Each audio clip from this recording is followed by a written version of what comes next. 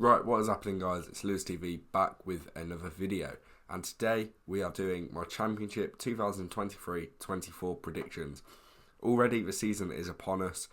After last season's heartbreak for my team, we're just going to forget about it, and we're going to go again. We're going to go in for another fantastic season, hopefully. But it's not just about Cov this video. We're going to go through who I think is going to get relegated, who's going to get playoffs, and who is going to get automatic promotion. We're ignoring the rest of the league, going bottom three, top six. That's all we're going to do. Yeah, this is how I normally do it, just because it's always difficult trying to predict like the 16th to 10th. Like, no one really cares about that. And it's always difficult to predict that anyway, because you can't really expect where people are going to be. I'll stop the talking now and I'll get into it. In 24th, I've put Sheffield Wednesday. Darren Moore reportedly walked out of the club due to a lack of funds from the owner this summer. They've signed Ashley Fletcher, who I'm convinced has the best agent in football, because he always seems to get some sort of incredible move. Despite scoring 2 goals in 28 games last season in the Championship for Wigan. I know it was for Wigan, but 2 goals in 28 games, and he's still managing to get Championship moves. You have to give him a round of applause, because I don't know how he's doing it. They haven't really lost any players from their team last season. However, we saw what happened to them after about March. They started to tail off. They lost to Forest Green, and it all came crumbling down somehow. They bottled automatics, and then they nearly bottled the playoffs. But to be fair, what they did in the playoffs, once again, has to be applauded. However, I think they will be bottom of the league come May. 23rd, I've put Queen's Park Rangers. Their manager, Gareth Ainsworth, genuinely said that everyone knows they are up against it. If that isn't a relegation mentality going into the season, this was said last week. A week before the season, you're saying everyone knows you're up against it. You know that's not good. Your manager should not be saying stuff like that. He's not a good manager either. All he knows is hoofball, and it hasn't worked at QPR. And he got lucky at Wycombe, really. I'm not saying it was bad. I'm not saying he got lucky in a way at Wycombe, but I think he might be a one-club manager, a bit like Nathan Jones, where he's only done it at Luton. Gareth Ainsworth is the Nathan Jones of Wycombe. They've got players like Chris Willock and Elias Chair, and if after narrowly staying up last season, if they can't do anything for QPR, you know they're in trouble. Final team I've put to go down this season is Rotherham. They've lost Ogbene to Luton, who I think was their top scorer last season. I was trying to work it out, but I might have missed something, but I'm fairly certain Ogbene was their top scorer last season. And their signings haven't been of the highest level so far. There's no one really that you say, you know what, they're going to do a job this season. They're going to be Rotherham's top scorer. They're going to keep them up. Jordan Hugo's probably going to be their main striker this season, who didn't really do much for them in the second half of last season. They've got Tom Eaves, who they'll probably rely on to get some goals, and he was dreadful last season. I can't see Rotherham staying up. We all know Rotherham as a yo-yo club, and despite odd season last year, a little break in the data, I think that yo-yo will be going down once again this season. 6th, I've put our playoff semi-final rivals, and our good friends now, because we seem to constantly be playing on, Middlesbrough. Carrick is a fantastic manager. He did wonders last season when he came in for Chris Wilder. I'd say he's the second best manager in the Championship, behind a certain someone. But the reason I don't have them higher, they finished, fourth last season, The reason I don't have them higher is because they've lost Ryan Giles, who was a key part of their team last season. They've lost Cameron Archer, who was vital for their playoff push in the second half of the season, which also somewhat turned into an automatic promotion push. However, that tailed off. I can't see him finishing higher. Not Cameron Archer again, Chuba Akpom. Who knows what's going to happen with him at the minute. There's once again rumours with him leaving. I think they've left it too late towards the season now.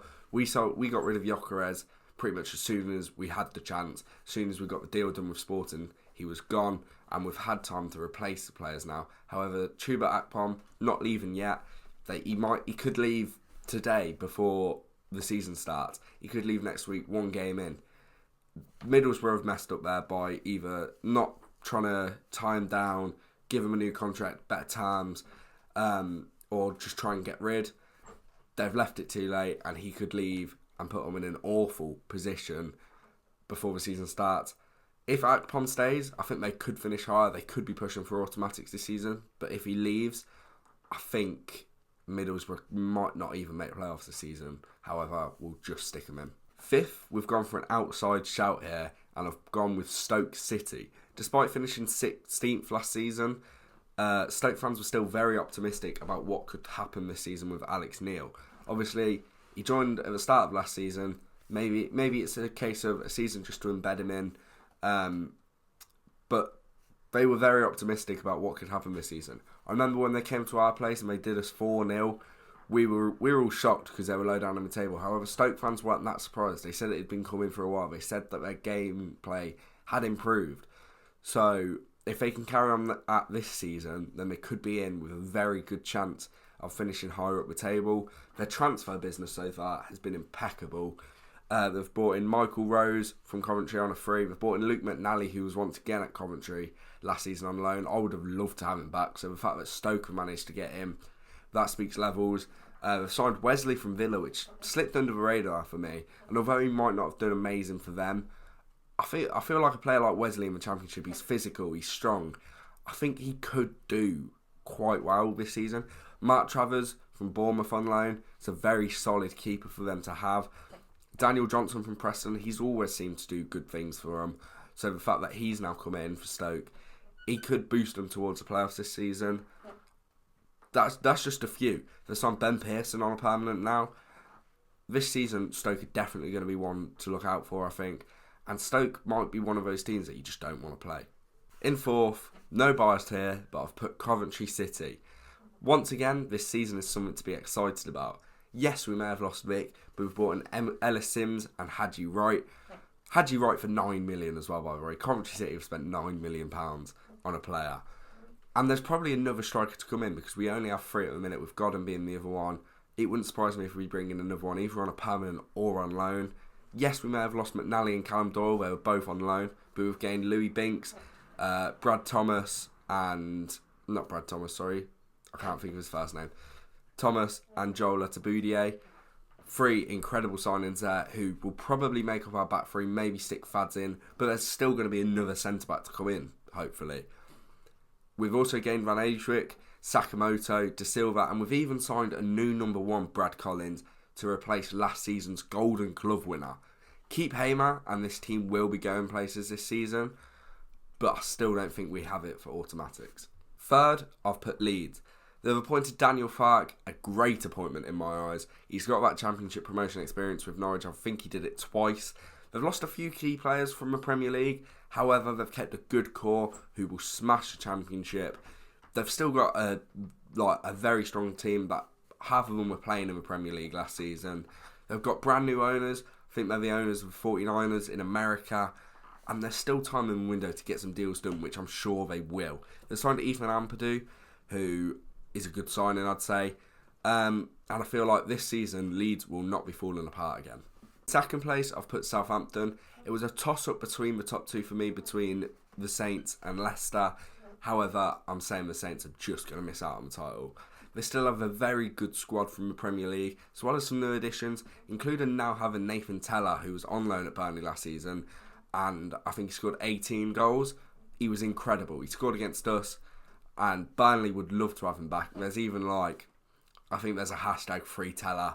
But if Southampton keep him, he's going to do bits for him this season, I think. We've got a very good year ahead of them, but I think they're just going to miss out on the title. And then winning the title, unfortunately, I have Leicester.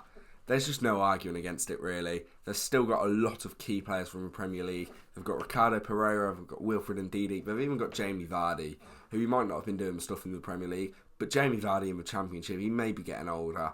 I still think that's a ridiculous player for that league. They brought in some more key players as well. Harry Winks, Connor Cody, Mavidi. They have also got Callum Doyle, unfortunately, who was on loan at us last season. But I think their squad is going to be way too strong. I think they're going to tear this league a new one, except on Sunday when we do them over. But I can't see anyone winning the league other than Leicester. If you did enjoy this video, make sure you leave a like, subscribe if you are new around here. Let me know your thoughts on my predictions in the comments. Let me know your predictions, who's going to win the league, who's going down, who's going to win the playoffs. Let me know all of that stuff in the comments, and I will see you next time.